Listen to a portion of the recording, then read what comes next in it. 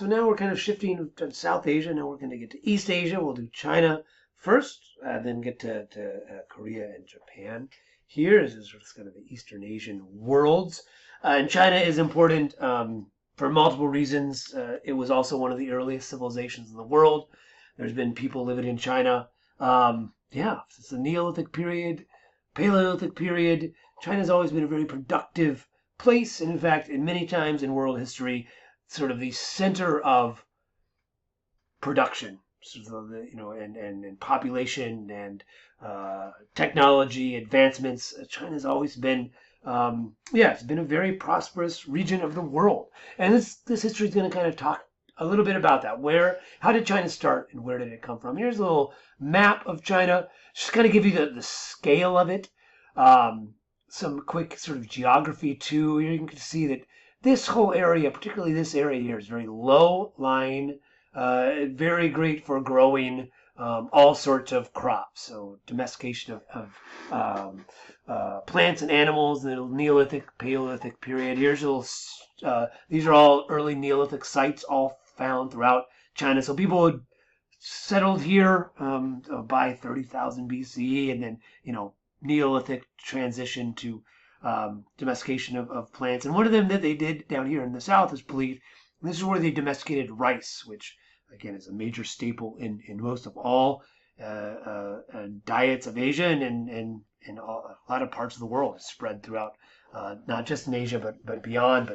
But the cultivation of it is very much associated with the early Neolithic peoples of China. So here, just kind of, and we'll talk about this a little more, geography of China. Here's the Himalayas, Himalayan mountains. You see all of the rivers that come off this. Here would be the Ganges River, another river here, Ganges. This is a very fertile spot of what is now Bangladesh. Here's some other rivers that come down, the Mekong. When we get to Southeast Asia, we'll talk about. But two ones here that are important are the Yellow River.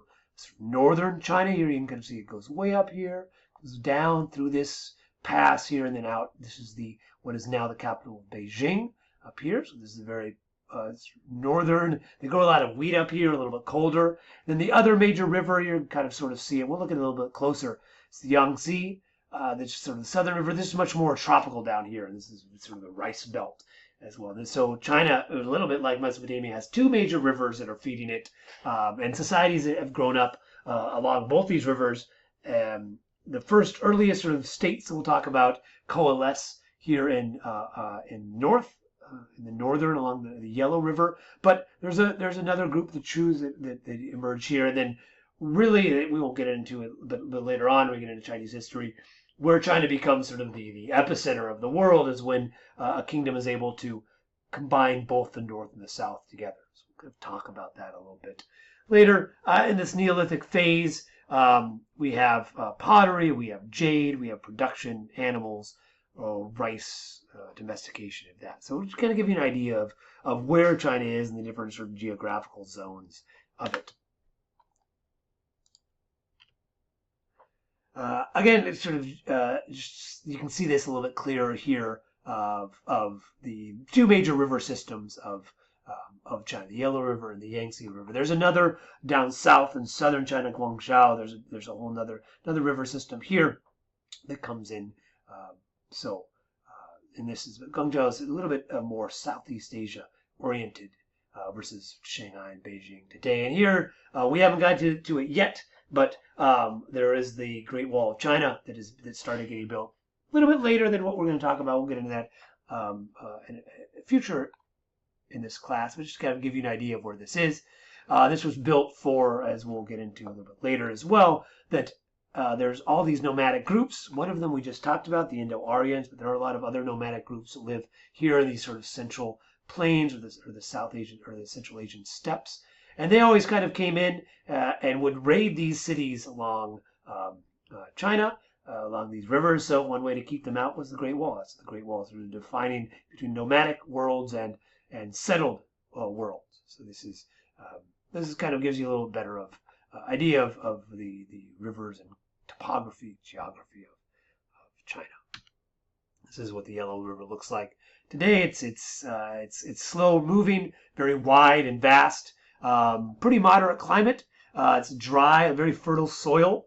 But the big thing with China, as we'll see, particularly in the early history of China, is issues with flooding. As you can see, the Yellow River starts way up in sort of the desert area, so it brings a lot of soil in it, and as it goes, the soil would deposit and settle. It was very fertile soil, it was good, but it would raise the riverbed, and then after a big rain or a storm, or a flood, it would move and it would wipe out. As we know, floods are very dangerous. They're written about a lot in the ancient world. Wipe out whole cities or move away from cities, and so trying to kind of control the Yellow River was very, very important. But you could also go up the Yellow River, and it's a lot of the trade routes that came out of China, which will later be the Silk Road, were able to access sort of back into Central Asia as well.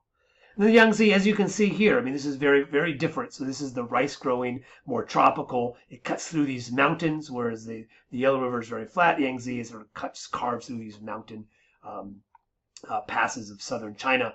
But with the more fertile, this is sort of ideal for rice growing within southern China. So the Yangtze River, Yellow River, wet climate rice production. This is the famous, now the largest hydroelectric dam in the world, the Three Gorges Dam, which is right on the Yangtze. So even today, the Yangtze is very productive for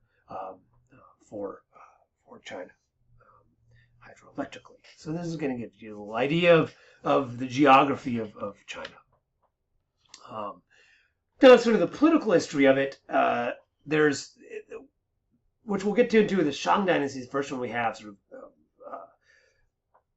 archaeological records for that we can put. But within the Chinese, as every society has, myths, stories, that in China, the first emperor of China is this Emperor Yu.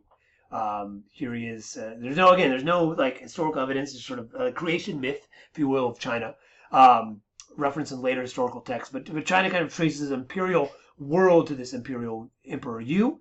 And he is credited here, you can kind of see, he's credited with taming the Yellow River. Right? It said that once he became emperor, he made it his sole quest to keep the Yellow River, to build banks and try to control it so that it would stop kind of destroying society in China. And then, building canals and all sorts of flood measures. I mean, that took, again, this kind of, you could trace it back to Neolithic times. They were building dikes and dams and all sorts of things for a long time. And then once they were able to kind of control a little bit of the river, that's when societies flourish. You can see how this myth relates to the history of China. This Emperor Yu.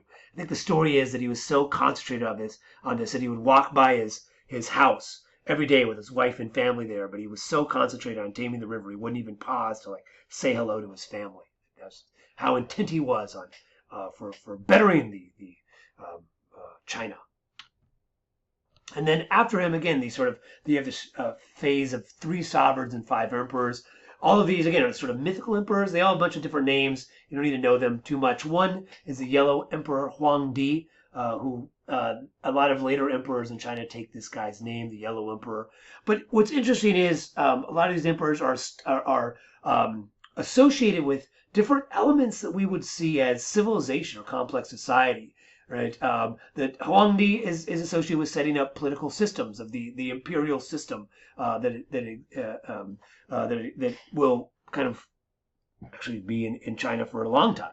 But other sovereigns and emperors, some of them are associated with, they're the ones that founded agriculture or domesticated animals. Another sovereign created a writing system.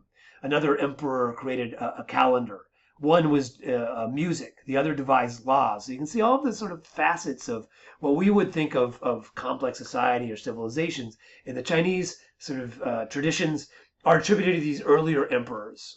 And again, some different, the reason I don't give the names is different texts associate different emperors with different attributes of complex civilization. So you don't really need to know them too much, but just I think it's interesting that that these 5 sovereigns, they ruled sort of this Jia dynasty, which they're all sort of associated with, and this is sort of this mythical dynasty that there are some dates maybe for, but they're not really conclusive. And again, we don't really know. There's no collaborative evidence for any of these emperors or rulers except in later texts that mention them.